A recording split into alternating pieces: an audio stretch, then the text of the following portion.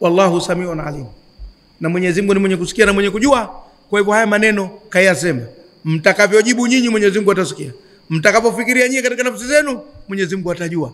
Anatuonesha kuwa mtakavyoyapokea Mwenyezi Mungu anakuoneni, anakusikieni mtakachokisema na anajua nia zenu. Mwingine anaweza kusema aha, tushapata upenyo, kwa hivyo mwanamke akiwa mkubwa tumvue nguo, hiari yako.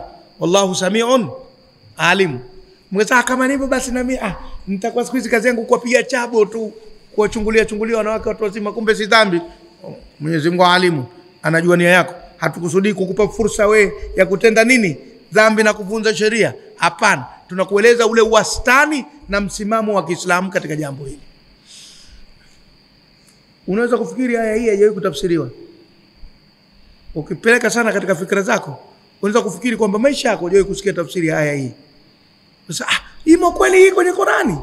Manake mashekhe unaweza kukaa nao miaka 20 kwa kutoa mawaidha tu usisikie kuzungumza haya mambo. Wanazungumzia upande mwingine tu. Kwenye takfifu wasema dunia yenyewe ina takfifu. Tena hizi takfifu tunazozungumza za nini sisi? Mnaopesisha mambo, kwani dunia yenyewe si ishatuvuruga tayari? Kaza tu. Ndio wanavyofikiria. Lakini dini haiendeshwi hivyo. Udkhulu fi silmi kafa. Kwa wale tafsiri silmi kwa maana ya Uislamu, basi ingieni Uislamu wazima wote kwa pamoja. Na wako wale tafsiri silmi kwa maana ya amani, na hiyo ndio tafsiri mashuhuri. Twende. Laisa ala al-ama. Sasa zinakuja tena sheria za takfifu, za nafuu. Laisa ala al-ama, hakuna juu ya asiyeona. Siku hizi hawataki kuitwa vipofu. Ukiwaita vipofu wanasema unaharibu. Sema wasioona au wenye ulemavu wa macho, kwa sababu neno kipofu limetumika katika historia na vitabu vya dini kwa mtu aliyepotoka. Summun bukmun umyun. Laisa ala al-ama, hakuna ubaya kwa yule asiyeona, harajun, hakuna kwa yule asiyeona harajun ubaya. Wala ala al-araji, wala kwa yule kiguru mlemavu wa miguu, harajun, hakuna ubaya. Wala ala al-maridhi, wala kwa yule mgonjwa, harajun, hakuna ubaya. Wala ala anfusikum, wala juu ya nyinyi wenyewe hakuna ubaya. Harajun, watu hao waliotajwa, wasioona, wasioweza kutembea sawa sawa, na wagonjwa, na nyinyi wenyewe. Antaakulu, kula min buyutikum, katika majumba yenu. Kwamba mle mnyumbani ukamwalika mlemavu wakala, hakuna ubaya, kwa sababu inaonekana zilikuwepo desturi za kuona walemavu hawali na watu wa kawaida, na kwamba kama vile mlemavu kila naye huenda ukaambukizwa kilema. Kama si wewe mwanao, kama si mwanao aliyepo anayekuja tumboni.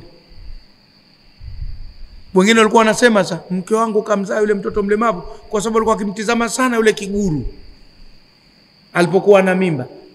Kama ujinga tu ule. Wicho unaitwa ule. Wicho, wewe unauamini wicho huko leo unausema. Hii wicho inatokana na jicho, kutizama. Asili ya neno wicho. Kilugha kwenu wicho asili yake imetokana na neno jicho, kutizama au vipi? Au hujajua? Inawezekana wicho inatokana na hilo jicho. Ndio, lakini ni neno hilo la Waswahili walitumia wicho. Nani anaangalia, yule mwenye mimba au yule asiyekuwa na mimba? Kwa mfano mtu asiyekuwa na mimba ni kiguru, kamwangalia mwanamke mwenye mimba, ndio anasababisha, au yule mwanamke kumwangalia yule? Kwa hivyo mwenye mimba asimwangalie yule mwenye ulemavu, atapata wicho. Unaona kazi hiyo? Sasa ndio maana ikawa hawali katika majumba na nini. Zilikuwa desturi za kijinga za kuwatenga walemavu.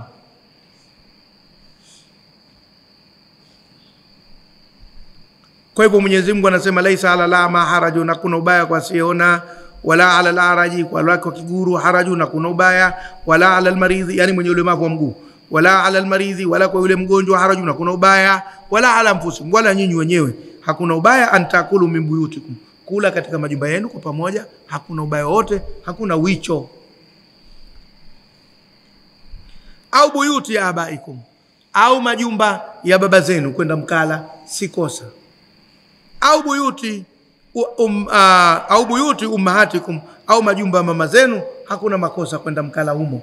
Au buyuti ikhwanikum, au nyumba za ndugu zenu wa kiume, hakuna kosa kwenda kula humo. Au buyuti akhawatikum, au nyumba za madada zenu wa kike, hakuna kosa kwenda kula humo. Au buyuti amamikum, au nyumba za ammi zenu, baba zenu wadogo au baba zenu wakubwa, hakuna ubaya kwenda kula humo.